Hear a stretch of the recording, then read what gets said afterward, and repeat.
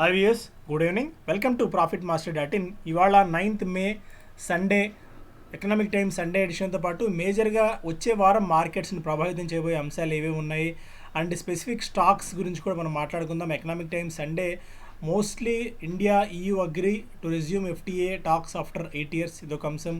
High positivity testing గురించి ఇచ్చారు. అలాగే COVID-19 infects white collar job market మీద ఇంపాక్ట్ కనిపించింది, చూపిస్తుందన్న ఒక అంశము. అలాగే supreme court setup task force for equitable distribution of O2, ఆక్సిజన్ని ఈక్వల్గా ఎలా డిస్ట్రిబ్యూషన్ చేయాలన్న అంశాల మీద ఒక కథనం. అలాగే here are some big money Indians with big hearts. So విదేశాల్లో ఉంటూ మన దేశానికి హెల్ప్ చేస్తున్న, మన దేశంలో ఈ కష్టకాలంలో మనల్ని ఆదుకుంటున్న కొంతమంది HNIs గురించి కూడా ఇచ్చారు. అండ్ ఇంకొకటి RT-PCR negative test, RT-PCR negative reports. కొంతమంది బిగ్ షాట్స్ కూడా, వెల్ ఆఫ్ ఇండియన్స్ కూడా ఫేక్ RT-PCR నెగిటివ్ రిపోర్ట్స్ని తీసుకొస్తున్నారు, ఫోటోషాప్ చేసి తమ టెస్ట్ రిపోర్ట్స్ని సబ్మిట్ చేస్తున్నారు ఇతర రాష్ట్రాలకు వెళ్ళాలనుకున్నప్పుడు, ఇతర దేశాలకు వెళ్ళాలనుకున్నప్పుడు అన్న ఒక ఇంట్రెస్టింగ్ దీన్ని కూడా ఇచ్చారు. సో ఇవన్నీ పక్కన పెడితే కొన్ని స్పెసిఫిక్ స్టాక్స్ గురించి కూడా చూద్దాం. క్యాథలిక్ సిరియన్ బ్యాంక్ SCB, ఒకప్పుడు క్యాథలిక్ సిరియన్ బ్యాంక్ అనుకున్న SCB మంచి రికార్డ్స్ని, ప్రాఫిట్స్ని నమోదు చేసింది. గతేడాది ఇదే క్వార్టర్లో 60 కోట్ల రూపాయల నికర నష్టాన్ని నమోదు చేసిన బ్యాంక్ ఇప్పుడు 43 కోట్ల రూపాయల నికర లాభాన్ని నమోదు చేసింది. ఒక టర్న్ అరౌండ్ స్టోరీ లాంటిది మనం చూస్తున్నాం. గతంలో కూడా యూటీ ప్రీమియం కంటెంట్ ఉన్నప్పుడు ఈ స్టాక్ని మనం గతంలో రికమెండ్ కూడా చేయడం జరిగింది. సో అక్కడి నుంచి కూడా స్టాక్ 15-20% దాకా జంప్ మనం చూసాం అక్కడి నుంచి. Led by strong growth in gold loans and higher margins, but profit was sequentially lower and higher employee pension expenses and depreciation cost. So gold loans మీద మార్జిన్స్ బాగా పెరిగాయి, బట్ ప్రాఫిట్ తగ్గింది. ఎందుకంటే ఎంప్లాయీ పెన్షన్ ఎక్స్పెన్సెస్ ఒకటి, depreciation కాస్ట్లు ఎక్కువగా ఉండడం వల్ల profit అనుకున్న దానికంటే ఇంకా రాలేదు. బట్ నెక్స్ట్ క్వార్టర్లో ఇది రిఫ్లెక్ట్ అయ్యే అవకాశం కూడా ఉంటుంది. Profit came mainly and 27% rise in advances riding and demand for gold loans. So gold లోన్స్కి డిమాండ్ బాగా పెరగడం, 27% అడ్వాన్సులు పెరగడం కలిసి వచ్చింది దీనికి, క్యాథలిక్ సిరియన్ బ్యాంక్ CSB బ్యాంక్కి. అలాగే బంధన్ బ్యాంక్ Q4 80% దాకా క్షీణించింది. అధిక ప్రొవిజన్స్ కారణంగా Q4 నెట్ ప్రాఫిట్ 103 కోట్ల రూపాయలకు మాత్రమే పరిమితమైంది. Net profit was 103 crores compared with 517 crores last year. గత ఏడాది ఇదే త్రైమాసికంలో 517 కోట్ల రూపాయల నికర లాభం ఉండేది. Income rate reversal of 538 crores during quarter on account of recognition of NPA. So అదొక అంశం. ఓవరాల్గా ఆపరేటింగ్ ప్రాఫిట్ 13.7% దాకా పెరిగింది. టోటల్ ప్రొవిజన్స్ గతంలో 827 కోట్ల రూపాయలు ఉన్న ప్రొవిజన్స్ ఇప్పుడు 1594 కోట్లకి దాదాపు రెట్టింపు అవ్వడం ప్రొవిజన్స్ కూడా దీనికి కారణంగా చూపుకోవాలి. అండ్ 4వ క్వార్టర్లో 1930 కోట్ల రూపాయల మేర లోన్స్ని రైట్ ఆఫ్ చేశారు. ఇది కూడా ఒక నెగిటివ్ ఎఫెక్ట్గా ఉంది దీనికి. సో ఓవరాల్గా బంధన్ బ్యాంక్ సంబంధించిన రిజల్ట్స్ ఇది. అండ్ మారుతి సుజుకి మే 16వ తారీఖు వరకు తన లాక్డౌన్ ఎక్స్టెన్షన్ చేస్తుంది. ఎందుకంటే ఈ ఆక్సిజన్ తయారు చేస్తుంది అండ్ మెయింటెనెన్స్ కూడా ఉన్న కారణంగా మే 16 ఇంకొక వారం రోజుల పాటు తమ ప్లాంట్స్ అన్నింటినీ మూసివేస్తున్నట్టు మారుతి సుజుకి ప్రకటించింది. ఇక DRDO అంశం అనేది, DRDO కొత్తగా తీసుకొచ్చిన ఓరల్ డ్రగ్.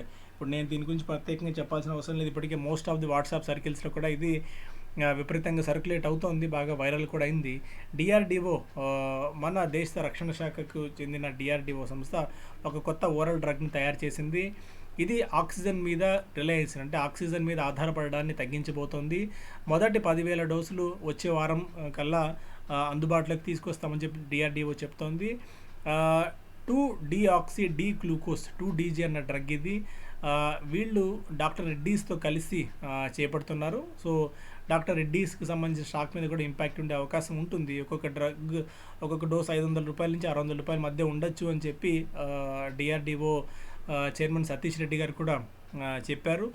చాలా క్లినికల్ ట్రయల్స్లో కూడా మంచి పాజిటివ్ రిజల్ట్ వచ్చింది. ఈ డ్రగ్ని తీసుకున్న వాళ్ళు ఆక్సిజన్ డిపెండెన్సీ 3 రోజుల్లోనే తగ్గిందనేది చాలా క్లియర్గా ఈ మధ్య చేసిన క్లినికల్ ట్రయల్స్లో భాగంగా కనుగొన్నామని చెప్పి DRDO వెల్లడించింది. సో మేబీ దీనివల్ల కొద్దిగా రెమెడీసివిర్ మీద వీటి మీద కూడా ఇంపాక్ట్ ఉండొచ్చు. అండ్ ఆక్సిజన్ మీద కూడా డిపెండెన్సీ ఉంది కాబట్టి మేబీ ఆక్సిజన్ మీద ఆధారపడుతున్న, ఆక్సిజన్ విపరీతంగా పేరుతో సేల్ అవుతున్న కొన్ని స్టాక్స్కి, రెమెడీసివిర్ స్టాక్స్ మీద కూడా ఇంపాక్ట్ ఉండొచ్చు. ఇప్పుడు డాక్టర్ రెడ్డీస్ కూడా కొద్ది గొప్ప పాజిటివ్ ఉండే అవకాశం కూడా ఉంది ఈ న్యూస్ వల్ల. ఫారిన్ పోర్ట్ఫోలియో ఇన్వెస్టర్స్ దాదాపు ఈ వారంలో 5,936 కోట్ల రూపాయల మేర విత్డ్రాల్స్ చేశారు, నెట్ సెల్లర్స్గా ఉన్నారు. ఓవరాల్గా ఏప్రిల్లో దాదాపు 9,659 కోట్ల రూపాయల మేర పుల్అవుట్ చేసిన ఎఫ్పిఐలు ఈ వారం ప్రారంభంలోనే దాదాపు 5,936 కోట్ల రూపాయల మేర సెల్లింగ్కి దిగారు. ఎందుకంటే కోవిడ్ కేసుల సంఖ్య బాగా పెరుగుతోంది. ఇది కూడా వన్ ఆఫ్ ద రీజన్ అయిండొచ్చు మనకి. అండ్ అయితే డెట్ మార్కెట్లో మాత్రం వీళ్ళ బయింగ్ యాక్టివిటీ కొనసాగుతుంది. డెట్ మార్కెట్లో వీళ్ళు పాజిటివ్గా ఉన్నారు యాజ్ ఆఫ్ నో. ఎందుకంటే ఒకటి, ఇంట్రెస్ట్ రేట్స్ మళ్ళీ రెజ్యూమ్ పెరిగే అవకాశం ఏదైనా ఉందేమో అన్న ఒక అంచనాలు కూడా ఉన్నాయి. కాబట్టి దీన్ని దృష్టిలో పెట్టుకొని డెట్ మార్కెట్లో వీళ్ళు ఇన్వెస్టర్స్గా కొనసాగుతున్నారు. ఇక with most states under lockdown, jewellers expect లో డిమాండ్ అని అక్షయ తృతీయ మే 14వ తారీఖున ఉంది వచ్చే వారం. సో ఈసారి వివిధ రాష్ట్రాల్లో లాక్డౌన్ ఒకటి, వీటన్నిటి వల్ల అక్షయ తృతీయ సేల్స్ ఇంపాక్ట్ అయ్యే అవకాశం ఉంది అని చెప్పి స్టేట్ ఎక్స్పెక్ట్ చేస్తుంది. ఓవరాల్గా last year demand was 70% less to 2019తో పోలిస్తే 2020లో 70% దాకా తగ్గింది లాక్డౌన్ కారణంగా. ఈసారి మరింతగా తగ్గే అవకాశం ఉంది, ఎందుకంటే మెజారిటీ స్టేట్స్ అన్నీ కూడా లాక్డౌన్లో ఉన్న కారణంగా. బట్ ఆన్లైన్ కూడా ఈ మధ్య most of the companies online sales చేస్తున్నాయి. చేసినప్పటికీ కూడా ప్రస్తుతం ఉన్న మెడికల్ ఎమర్జెన్సీని దృష్టిలో పెట్టుకొని ఆ స్థాయిలో సేల్స్ ఉండకపోవచ్చు. అందుకని దీని ఎఫెక్ట్ ఈ జ్యువెలరీ రిలేటెడ్ స్టాక్స్ మీద కూడా ఉంటుంది. ఓవరాల్గా Q4 ఎర్నింగ్స్ వచ్చే వారం మార్కెట్స్ని ప్రభావితం చేయబోయే అంశాలు ఏవేమి ఉన్నాయి అంటే, ఒకటి, కోవిడ్ పాండమిక్ ఏ స్థాయిలో, ఎందుకంటే 4 లక్షల పైగా కేసులు నమోదు అవుతూనే ఉన్నాయి. అండ్ డెత్స్ కూడా 4,000 మార్క్ని పైన క్రాస్ చేసి వెళ్తుంది. అయితే ఒక కర్వ్ ప్లాటూ అయిపోయింది, అంటే కర్వ్ పైకి వెళ్ళడం కాకుండా ఒక ఫ్లాట్ అయిన కర్వ్ మనం చూస్తున్నాం. కాబట్టి కొద్దిగా దీన్ని పాజిటివ్గా చూడాలో లేదా దీన్ని ఎలా అర్థం చేసుకోవాలో తెలియదు కానీ, బట్ పీక్ అవ్వడం తగ్గింది. ఇక వ్యాక్సినేషన్కి సంబంధించి even as many more states are starting vaccination for 18 to 45 age group, shortage of jobs. ఎందుకంటే వ్యాక్సినేషన్ ప్రక్రియ మొదలైన సంగతి తెలిసిందే మనకు. 1వ తారీఖు నుంచి దాదాపు 9 రోజులు ఇప్పటికే పూర్తయింది.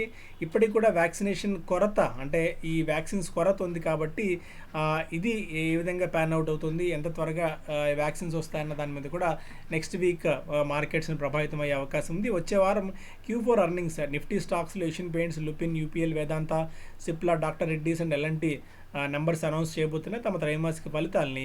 ఇవి కాకుండా HFCL, Aarti drugs, Godrej consumer, granules India, Kalpataru power, KC international, Neuland labs, Apollo tyres, Birla corporation, happiest minds, Jindal steel and power, Pidilite, Tata power and Voltas సంబంధించిన కంపెనీలు కూడా తమ త్రైమాసిక ఫలితాలని వచ్చే వారం విడుదల చేయబోతున్నాయి. వచ్చే వారం మ్యాక్రో నెంబర్స్ కూడా రాబోతుంది. Industrial and manufacturing production data బుధవారం రోజున వస్తుంది. అలాగే ఇన్ఫ్లేషన్ డేటా కూడా మనకి వచ్చే వారం వస్తుంది. కాబట్టి మార్కెట్ దీన్ని కూడా చాలా కీన్గా అబ్జర్వ్ చేస్తుంది, ఈ మ్యాక్రో నెంబర్స్ని కూడా. ఇక కొన్ని స్టాక్స్ మేజర్గా టాటా కెమికల్స్ కొద్దిగా వీక్ అయింది, ఎందుకంటే రిజల్ట్స్ అనుకున్న స్థాయిలో రాలేదు. టాటా కన్జ్యూమర్ ప్రోడక్ట్స్ కూడా అంత గొప్పగా పర్ఫార్మెన్స్ చూపించలేకపోయింది. ఇక విఐపి ఇండస్ట్రీస్, ఎందుకంటే ఈ ట్రావెల్ రిలేటెడ్ స్టాక్ ఇది. ఇప్పుడు ప్రస్తుతం ఉన్న పరిస్థితుల్లో అట్లీస్ట్ ఇంకో 3 to 6 months వరకు ట్రావెల్ గురించి ఆలోచించే పరిస్థితి లేదు. కాబట్టి విఐపి ఇండస్ట్రీ స్టాక్ కూడా నెగిటివ్గా రియాక్ట్ అవుతోంది. రిలయన్స్ నెంబర్స్ బాగున్నప్పటికీ కూడా మార్కెట్ దీన్ని పెద్దగా స్వాగతించలేకపోయింది. టాటా స్టీల్ మాత్రం స్టీల్ ఇప్పటికీ బాగా వాల్యుయేషన్స్ చాలా పీక్లో ఉన్నాయని అనుకున్నప్పుడు కూడా టాటా స్టీల్ స్టాక్ పెరుగుతూనే ఉంది. And Fincare small finance bank IPO దాఖలు చేసింది. 1330 కోట్ల రూపాయల మేర ఈ ఇష్యూ ద్వారా సమీకరించాలని చెప్పి ఈ సంస్థ చూస్తోంది. అలాగే gold, silver me bounce back in FY21 years a playbook for precious metals in volatile market. So gold and silver ఈసారి మరింతగా ఈ ఏడాది బాగా పెరిగే అవకాశం ఉంది. చాలా ఫ్యాక్టర్స్ గోల్డ్ అండ్ సిల్వర్కి ప్రభావితం చూపిస్తున్నాయని చెప్పి కొంతమంది అనలిస్ట్ సూచిస్తున్నారు. యాక్సిస్ సెక్యూరిటీస్ అయితే 2 ప్రీషియస్ మెటల్స్ని బై చేసుకోవచ్చు అని చెప్పి గోల్డ్కి 53,000 అలాగే సిల్వర్కి 78,000 రూపాయల దాకా టార్గెట్ ప్రైస్ ఇస్తుంది ఈ ఇయర్ ఎండ్ నాటికి. కొంతమంది అయితే సిల్వర్కి 80,000 నుంచి 85,000 రూపాయల దాకా కూడా టార్గెట్ ఇస్తున్నారు 1 kg సిల్వర్కి. ఏప్రిల్ ఆటో సేల్స్ 8 నెలల కనిష్ట స్థాయికి పడిపోయి పదే మనం దాని గురించి చెప్పాల్సిన పని లేదు. Reliance retail second fastest growing retailer in world. So ప్రపంచంలోనే అత్యంత వేగంగా ఎదుగుతున్న రిటైల్ దిగ్గజంగా రిలయన్స్ రిటైల్ ఖ్యాతి గడించింది అని చెప్పి డెలాయిట్ రిపోర్ట్ చెప్తోంది. సో ఇది కూడా ఒక మేజర్ న్యూస్ కాబోతుంది రిలయన్స్కి. అండ్ రిలయన్స్ రిటైల్ షేర్స్ కూడా ఆఫ్ మార్కెట్లో, ప్రీ IPO మార్కెట్లో బాగా హెవీ ప్రైస్ పలుకుతున్నాయి. ఒకప్పుడు 1,200 రూపాయలు ఉన్న షేర్ ఇప్పుడు 1,700 రూపాయల దాకా మనకి ప్రీ IPO మార్కెట్లో దొరుకుతుంది.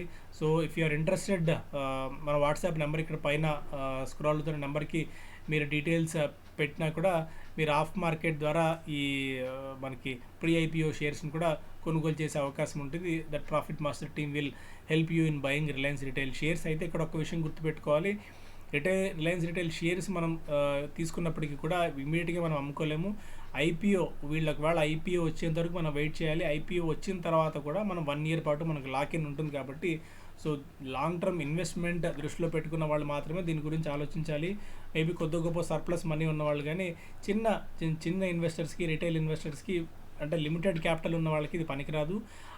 ఏదైనా ప్రీ ఐపీఓలో ఇన్వెస్ట్ చేస్తున్నప్పుడు ఒక్క విషయం గుర్తుపెట్టుకోవాలి, మనకు డబ్బులు బాగా ఉండి కొద్దిగా సర్ప్లస్ మనీ ఉండి మన ఓవరాల్ పోర్ట్ఫోలియోలో దీన్ని కూడా ఉంచుకోవచ్చు అనుకున్నప్పుడు మాత్రమే ఇది పనికొస్తుంది. కానీ ఇమీడియట్ గెయిన్స్కి ఇమీడియట్గా మనకి అట్లీస్ట్ 1 or 2 yearsలో పెద్దగా లాభాలు ఎక్స్పెక్ట్ చేయలేము ప్రీ ఐపీఓలో ఇన్వెస్ట్ చేసినప్పుడు. ఈ విషయం మాత్రం గుర్తుపెట్టుకోండి. So thank you so much.